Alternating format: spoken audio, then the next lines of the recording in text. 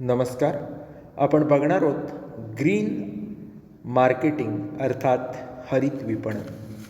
अनेक लोकांचा असा समज असतो की हरित विपणन किंवा ग्रीन मार्केटिंग असं आपण ज्या वेळेला म्हणतो तेव्हा फक्त पर्यावरणीय वैशिष्ट्यांचाच विचार करून त्याप्रमाणे उत्पादन, विक्रयवृद्धी हे केलं जातं.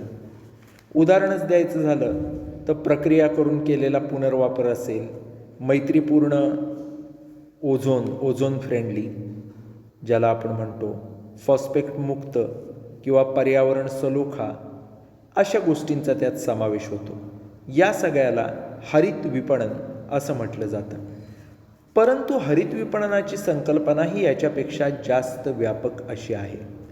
ही संकल्पना उपभोग्य वस्तू असतील, औद्योगिक वस्तू असतील, सेवा असतील, या सगळ्यांच्याबद्दल लागू पडत असते. आपण जर पाहिलं तर काही हॉटेल्स, रिसॉर्ट अशी जाहिरात करतात की पर्यावरणीय सलोख्यामुळं पर्यावरणावर होणारे अनिष्ट परिणाम कमी होतात. असे अनेक उपक्रम हे हरित विपणनामध्ये राबवले जात असतात. मग त्यामध्ये वस्तूमध्ये बदल करणं असेल, वस्तू उत्पादनात बदल करणं असेल, एखाद्या प्रक्रियेतला बदल असेल, बांधणीतला बदल असेल, योग्य सत्य जाहिराती असतील, हे सगळे याच्यामध्ये केलं जात असतं. व्यवसाय संघटनांनी त्यांची सामाजिक जबाबदारी ओळखून स्वच्छ आणि योग्य पर्यावरण राखणं, औद्योगिक विकासासाठी आपण प्रदूषणाची समस्या ओढून घेत आहोत. प्रदूषणाशी प्रत्येकाचा संबंध येतो, प्रत्येकजण प्रदूषण निर्माण करतो, सर्वांवर प्रदूषणाचे परिणाम होतात. पर्यावरणीय प्रदूषणाला औद्योगिकीकरण मोठ्या प्रमाणावर जबाबदार आहे, पण त्याचा सरकार आणि आम जनता याच्याशी संबंध येतो. जीवसृष्टीचा समतोल त्यामुळं बिघडतो. त्यामुळं त्याचे अनेक वाईट परिणाम हे आपल्याला दिसतात. जगामधल्या सर्व पर्यावरणीय वस्तूचं विपणन करावं या मताशी सहमत आहेत, परंतु ग्राहकांच्या गरजा आणि अपेक्षाही लक्षात घेतल्या पाहिजेत. कारण वस्तूच्या किमती या पर्यावरणीय बदल केल्यावर बदलतात, त्या ग्राहकाला कशा स्वीकारतात हे देखील बघणं गरजेचं असतं. पर्यावरणवादी वस्तू विपणनाच्या किंवा उत्पादनाच्या विरोधामध्ये नाहीत, पण उत्पादित वस्तू ही वातावरणाचा समतोल राखून उत्पादित करणं गरजेचं असतं. भविष्यामध्ये प्रदूषणमुक्त पर्यावरण करण्यासाठी हरित विपणनाची गरज असते. याच्यासाठी जास्तीत जास्त कंपन्यांनी पर्यावरण चांगलं राहील असं धोरण स्वीकारणं हे गरजेचं असतं. आपण ज्यावेळेला हरित पर्यावरणाची व्याख्या असं म्हणतो त्यावेळी अमेरिकन मार्केटिंग असोसिएशन, अमेरिकेतली जी विपणन विषयक संस्था आहे, त्यांनी केलेली एक व्याख्या आपल्या नजरेमध्ये येते. त्यांनी असं म्हटलंय की हरित विपणन म्हणजे अशा उत्पादनाचं विपणन की ज्यामुळं पर्यावरण प्रदूषण मुक्त राहील. आपल्याला माहिती आहे अनेक प्रकारचं प्रदूषण त्या ठिकाणी पर्यावरणामध्ये होत असतं. आता ज्या वेळेला आपण प्रदूषण असं म्हणतो त्यावेळी त्याच्यामध्ये अनेक प्रकारचं प्रदूषण समाविष्ट असतं. कुठल्या प्रकारचं प्रदूषण समाविष्ट असतं तर हवेचं प्रदूषण असतं, पाण्याचं प्रदूषण असतं, जमिनीचं होणारं प्रदूषण असतं, त्याचप्रमाणे आवाजामुळं, गोंगाटामुळं होणारं प्रदूषण असतं. अशा अनेक प्रकारचं जे प्रदूषण असतं ते बाजूला सारून प्रदूषणमुक्त असं पर्यावरण ठेवणं म्हणजे हरित विपणन असं अमेरिकन मार्केटिंग असोसिएशननं म्हटलं आहे. दुसरी एक व्याख्या अशी आहे की राष्ट्रीय पर्यावरणाचा समतोल साधून मानवी गरजा पूर्ण करण्यासाठी वेगवेगळ्या उपक्रमाद्वारे उत्पादित वस्तूचं विपणन म्हणजे हरित विपणन.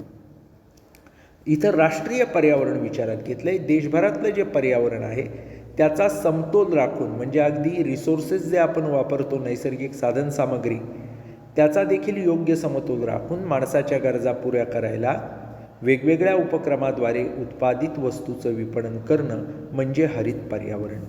हरित पर्यावरण हा सोनेरी राजहंस आहे, गोल्डन गुज. हरित विपणनामध्ये ग्राहकाच्या गरजेप्रमाणे वस्तू, सेवा यांचं उत्पादन, विकास आणि वृद्धी याचा समावेश होतो. त्याचप्रमाणे उत्पादनाची गुणवत्ता असेल, कार्यक्षमता असेल, योग्य किंमत असेल, योग्य ठिकाण असेल, हे उपलब्ध करून दिलं जातं. ज्याचा पर्यावरणावर हानिकारक असा कोणताही परिणाम होत नाही, किंबहुना पर्यावरणाचं स्वास्थ्य चांगल्या प्रकारे जपलं जातं. ज्या वेळेला आपण हरित विपणनाच्या उत्क्रांतीबद्दल बघतो त्यावेळी आपल्या एक गोष्ट लक्षात येते की हरित विपणनाच्या उत्क्रांतीमध्ये 3 अवस्था होत्या. अनेक दिवसांपासून हरित विपणनाची संकल्पना अस्तित्वात आहे. हरित विपणनाची जी उत्क्रांती आहे त्याच्यात प्रामुख्यानं 3 टप्प्यांचा समावेश होतो. कोणते 3 टप्पे? तर पहिला असतो परिस्थितिकी, इकॉलॉजिकल. दुसरा असतो एन्व्हायरमेंटल अर्थात पर्यावरणीय. आणि तिसरा टप्पा म्हणजे सस्टेनेबल, चिरकाळ टिकणारा असं. पहिला टप्पा आपण बघूया, परिस्थितिकी किंवा इकॉलॉजिकल. परिस्थितिकी या उत्क्रांतीच्या पहिल्या अवस्थेमध्ये हरित विपणनाला सुरुवात झाली. या काळामध्ये विपणनविषयक सर्व उपक्रम हे पर्यावरणीय समस्येशी संबंधित असल्यामुळं त्यावर उपाय शोधून पर्यावरणीय समस्या सोडवण्यात आल्या. त्यामुळं इकॉलॉजिकल किंवा परिस्थितिकी म्हणजे काय? तर ही पहिली अवस्था होती, सुरुवातीची अवस्था हरित विपणनामधली. याच्यामध्ये काय केलं गेलं तर विपणनाबद्दलचे जे उपक्रम पर्यावरणीय समस्येशी संबंधित होते त्याच्यावर उपाय शोधला गेला, त्या समस्या सोडवल्या गेल्या. मग भूमीचं प्रदूषण असेल, आवाजाचं प्रदूषण असेल, जलप्रदूषण असेल किंवा हवा प्रदूषण असेल, हे शोधून काढलं गेलं आणि ते कसं होणार नाही, ते कसं कमी होईल याच्यासाठी वेगवेगळे उपाय सुचवले गेले, उपाय राबवले गेले. यानंतर दुसरी जी अवस्था होती ती म्हणजे पर्यावरणीय अवस्था. पर्यावरणीय किंवा एन्व्हायरमेंटल या अवस्थेमध्ये उत्क्रांतीची जी दुसरी अवस्था आहे त्याच्यामध्ये हरित विपणन आणि त्याचा प्रकाश, स्वच्छ तंत्रज्ञान याच्यामध्ये नवीन उत्पादन आराखडा शोधून काढणं, ज्यामुळं प्रदूषण आणि कचऱ्यावर आळा कसा बसेल हे बघणं, या सगळ्याचा समावेश होतो. पर्यावरणीय किंवा एन्व्हायरमेंटल या उत्क्रांतीच्या अवस्थेमध्ये हरित विपणन आणि त्याचा प्रकाश, स्वच्छ तंत्रज्ञान यामध्ये नवीन उत्पादनांचे वेगवेगळे आराखडे शोधून काढले गेले की ज्याच्यामधून प्रदूषण होणार नाही, वेस्ट किंवा कचरा होणार नाही हे बघितलं गेलं. कारण अनेक प्रकारचा आता सध्या आपण ICTचा मोठ्या प्रमाणात वापर करतो, कम्प्युटरचे अनेक पार्ट्स असतात किंवा प्लास्टिकचा मोठ्या प्रमाणात वापर करतो, प्लास्टिकचे अनेक घटक असतात ज्याचं विघटन जैविक सृष्टीत होऊ शकत नाही, ते तसेच पडून राहतात. त्यामुळं अशा प्रकारचा वेस्ट होणार नाही आणि ज्याचं विघटन होईल अशाच वस्तूंपासून आपण वस्तू सेवा बनवू हे त्या ठिकाणी बघितलं गेलं आणि ते राबवलं गेलं. हेच हरित विपणनाची दुसरी अवस्था होती, पर्यावरणीय. त्यानंतर तिसरी अवस्था हरित विपणनाच्या उत्क्रांतीमधली आहे ती म्हणजे चिरकाल किंवा सस्टेनेबल. हरित विपणन हे चिरकाळ टिकणारं आहे, किंबहुना जगाचं अस्तित्व जोवर आहे तोवर आपल्याला हरित विपणनाकडे दुर्लक्ष करता येणार नाही. कारण पृथ्वीचं अस्तित्व जर टिकवायचं असेल, माणसाला जर चांगल्या राहण्यासारख्या कंडिशन आपल्या आजूबाजूला निर्माण करायच्या असतील तर नैसर्गिक पर्यावरणाला प्रतिसाद दिला पाहिजे, ते आहे त्या स्थितीत मेंटेन केलं पाहिजे. आणि ते करायचं असेल तर सस्टेनेबल म्हणजे चिरकाळ टिकणारं असं पर्यावरण असलं पाहिजे. कुठल्याही प्रकारचं प्रदूषण झालं नाही पाहिजे आणि सगळीकडं नैसर्गिक साधनसामुग्रीच्या वाढीला पोषक असं वातावरण निर्माण झालं पाहिजे, ज्यातून माणसालाही त्याचा फायदा होईल आणि निसर्गही टिकून राहील. त्यामुळे ज्यावेळी आपण हरित विपणनाची उत्क्रांती असं म्हणतो त्यावेळी प्रामुख्यानं 3 अवस्था त्याच्यामध्ये असतात. पहिली परिस्थितिकी, दुसरी पर्यावरणीय आणि तिसरी चिरकाल. यानंतर आपण जो पुढचा भाग बघणार आहोत तो म्हणजे हरित पर्यावरणाचं महत्त्व.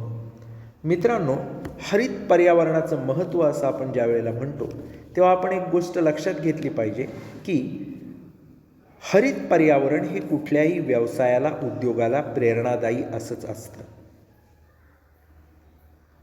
उत्पादनाच्या प्रक्रियेमध्ये बदल करणं किंवा व्यवसायात बदल करणं हे सुरुवातीच्या काळात जरी खर्चिक असलं तरी जसजसा काळ निघून जाईल त्याबरोबर दीर्घकाळानंतर ते अतिशय फायदेशीर होतं. सोलार एनर्जी किंवा सौर ऊर्जेचा वापर जर आपण करायचं ठरवलं तर सुरुवातीला सगळी ती मशिनरी उभी करीपर्यंत लागणारा खर्च जास्त असतो, ते खर्चिक असतं. तरी भविष्यामध्ये मात्र मोठ्या प्रमाणावर जी वीज आपण वापरणार असतो त्याची बचत होऊ शकते. नवीन सुधारित वस्तू किंवा सुरुवातीच्या काळामध्ये वापरल्या जाणाऱ्या वेगवेगळ्या वस्तू किंवा पर्यावरण यांच्यामध्ये मोठ्या प्रमाणावर मैत्रीचं नातं ठेवून इको फ्रेंडली कंपन्यांनी विकसित केलं तर त्यांना मोठ्या प्रमाणात बाजारपेठ मिळेल, नफा मिळेल, बाजारपेठेतली वस्तू सेवांशी स्पर्धा करणं शक्य होईल. आज जर आपण बघितलं तर जगामध्ये सर्व व्यवसाय संघटना या हरित विपणनाचा स्वीकार करत असताना आपल्याला दिसून येत आहेत. आता तुम्ही म्हणाल हरित विपणनाचं महत्त्व काय आहे? तर पहिली गोष्ट म्हणजे पर्यावरणाचं संरक्षण. शाश्वत विकासाच्या दृष्टीनं विपणन ही संकल्पना महत्त्वाची आहे. हरित विपणनाकडून पर्यावरणाचं संरक्षण, जतन करण्याचं काम केलं जातं. अनेक कंपन्यांकडनं आपल्याला वस्तूमध्ये इको फ्रेंडली वैशिष्ट्यांचा वापर केला जातो. ITC सारखी कंपनी आपण बघितली तर क्लासमेट या ब्रँडच्या नोटबुकचं उत्पादन हे इको फ्रेंडली पद्धतीनं करताना आपल्याला आढळून येते. त्यामुळं पर्यावरणाचं संरक्षण कसं होईल याच्यासाठी कंपन्या आपल्या सामाजिक जबाबदारीच्या माध्यमातून निधी देत आहेत. आपल्या उत्पादनाच्या विपणनाच्या अनेक प्रक्रियांमध्ये बदल करून पर्यावरण पूरक किंवा ग्रीन मार्केटिंग कसं करता येईल हे बघतायत, हे आपल्याला आढळून येतं. दुसरं म्हणजे सार्वजनिक आरोग्य. हरित विपणनामुळं पर्यावरणामधलं प्रदूषण कमी व्हायला मदत होणार आहे. उत्पादन करत असताना प्रदूषण हे कमीत कमी होईल याचा विचार केला जातो. त्यामुळे लोकांचं आरोग्य सुधारायला मदत होते. अलीकडच्या काळात जर आपण बघितलं तर हरित इमारत, ग्रीन बिल्डिंग ही संकल्पना वाढली. या बांधकामामध्ये ऊर्जा असेल, पाणी असेल, बांधकाम साहित्य असेल याचा वापर अशा पद्धतीनं केला जातो की त्या इमारतीमध्ये निवास करणाऱ्या राहणाऱ्या माणसाचं आरोग्य हे चांगलं राहील. त्यामुळं सार्वजनिक आरोग्य किंवा लोकांचं आरोग्य राखण्यामध्ये देखील ग्रीन मार्केटिंगचा मोठ्या प्रमाणात वापर आज व्हायला लागलेला आहे. त्यानंतर असतं ते म्हणजे स्पर्धात्मक फायदे. ज्या वेळेला वेगवेगळ्या कंपन्यांमध्ये प्रचंड स्पर्धा असते त्यावेळेला जर हरित विपणनाचा वापर केला तर तो वापर करणाऱ्या कंपनीला या स्पर्धात्मक बाजारपेठेमध्ये मोठ्या प्रमाणावर फायदे मिळत असतात. पर्यावरणविषयक जबाबदारीमुळे ग्राहकांना ते चांगल्या प्रकारे समाधानी ठेवत असतात. उदाहरणच द्यायचं झालं तर सर्फ एक्सेल पावडर जर आपण वापरली तर दररोज पाण्याची मोठ्या प्रमाणात बचत होते. अशा प्रकारची जाहिरात सर्फ एक्सेल कंपनी करते. त्या प्रकारचे कंटेंट ते आपल्या पावडरमध्ये वापरतात. त्यामुळं याची जर जाहिरात केली तर लोक मोठ्या प्रमाणात सर्फ एक्सेलला मागणी करतात. त्यामुळं या जाहिरातीचा मोठ्या प्रमाणात फायदा कंपनीला होतो. त्यानंतर असतं ते म्हणजे सरकारी नियंत्रण कमी. ग्राहक आणि समाज यांचं संरक्षण करण्यासाठी शासनानं मोठ्या प्रमाणावर नियम किंवा कायदे हे तयार केलेले आहेत. प्लास्टिक बंदीचा कायदा सध्या सगळीकडे जो गाजत असतो हा देखील यातलाच एक कायदा आहे. मोठ्या प्रमाणावर प्लॅस्टिकचा वापर हा कुठल्याही उद्योग व्यवसायांकडून केला जात असताना आपल्याला त्या ठिकाणी दिसून येतो. आता प्लॅस्टिकचा वापर जर कमी केला तर नक्कीच शासनाला चांगलं वाटेल, समाजाला चांगलं वाटेल. शासनाकडनं त्या व्यवसायावर कमीत कमी नियंत्रण ठेवलं जाईल, कारण हे चांगल्या हरित विपणनाच्या प्रॅक्टिसेस राबवतात. म्हणून हरित तंत्रज्ञान वापरलं, हवा पाणी आवाजाचं प्रदूषण कमी केलं तर शासनाला जास्त नियंत्रण त्याच्यावरती ठेवावं लागणार नाही. आज अनेक MIDCमधलं सांडपाणी जे काय आहे, औद्योगिक सांडपाणी जे काय आहे ते सगळीकडं सोडलं जातं. त्यामुळे विषारी द्रव्य अनेक नद्यांमध्ये येतात. हे आपण अनेक ठिकाणच्या MIDCमधून बघत असतो. मग याच्यावर शासन नियंत्रण ठेवत असतं. पण त्या उद्योगांनीच जर ग्रीन प्रॅक्टिसेस स्वीकारल्या, ग्रीन मार्केटिंग स्वीकारलं तर शासनाला अशा प्रकारे नियंत्रण ठेवून जबरदस्ती त्यांच्याकडून ही कामं करून घ्यावी लागणार नाहीत. त्यानंतर असतं ते म्हणजे सामाजिक जबाबदारी. वेगवेगळ्या कंपन्यांकडनं विपणनाची सामाजिक संकल्पना ही राबवली जाते. या कंपन्यांकडून नफा या उद्दिष्टाबरोबरच पर्यावरणात्मक उद्दिष्ट विचारात घेतली जातात. पर्यावरणाचे विषय हे कंपनीच्या कार्यसंस्कृतीचा भाग मानतात. कोका कोला कंपनीनं पुनर्वापर कार्यासाठी मोठ्या प्रमाणावर निधी गुंतवला आहे. वस्तूंची बांधणी करताना कमीत कमी पर्यावरणाचं नुकसान कसं होईल याचा विचार केला आहे. म्हणजेच कोका कोला कंपनीनं सामाजिक जबाबदारी स्वीकारली आहे, निभावले.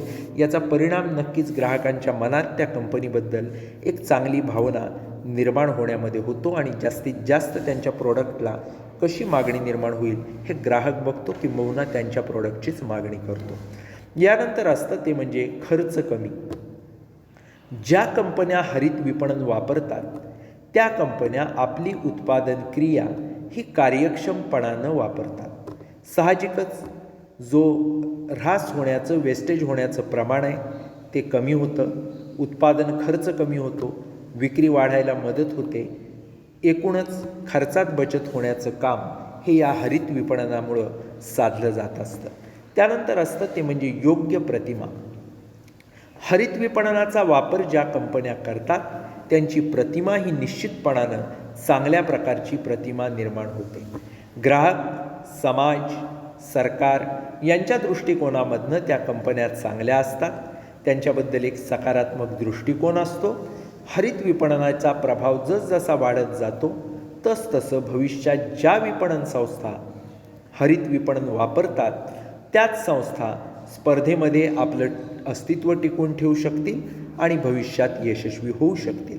कारण जसजसे दिवस जात आहेत, जसजसं युग बदलतं आहे, तसतसं हरित विपणनाचा मोठ्या प्रमाणावर वापर होताना आपल्याला दिसून येतो. त्यानंतर असतं ते म्हणजे ग्राहकांना फायदा. जे ग्राहक हरित विपणन उत्पादन करणाऱ्या कंपन्यांच्या वस्तू विकत घेतात त्या ग्राहकांना दीर्घकाळाचे फायदे हे मोठ्या प्रमाणावर होत असतात. पॅनासोनिक कंपनीनं आपली इलेक्ट्रॉनिक उपकरणं ही कमी ऊर्जेवर चालतील अशी बनवलेली आहेत. आपण उन्हाळ्यामध्ये पाणी पिण्यासाठी जे मातीचं माठ किंवा मडकं घेतो, अर्दन पॉट, ते देखील इको फ्रेंडली असतं, कारण मातीपासून ते बनवलेलं असतं आणि पाणी थंड होतं. मातीपासून पुन्हा पुन्हा आपण ते मडकं करू शकतो. मडकं फुटलं की त्याची माती वेगळी होते, तीच एकत्र करून पुन्हा आपण मडकं देखील ते घडवू शकतो. त्याच्या उत्पादन प्रक्रियेमुळे पर्यावरणावर कोणताही ताण येत नाही, ऊर्जेचा वापर कमी लागतो. या सगळ्या गोष्टींमुळे ग्राहकांना देखील फायदा मिळत असताना आपल्याला दिसून येतो. त्यामुळे या लेक्चरच्या माध्यमामधून आपण हरित विपणन म्हणजे काय, हरित विपणनाची ज्या वेळेला उत्क्रांती होत होती त्याच्यामधल्या 3 अवस्था, ज्यामध्ये परिस्थितिकी, पर्यावरणीय आणि चिरकाल, या आपण बघितल्या. आणि त्यानंतर हरित विपणनाचं एकूणच महत्त्व आजच्या जगामध्ये काय आहे त्याचा आढावा घेतला. या ठिकाणी आपण थांबूयात. धन्यवाद.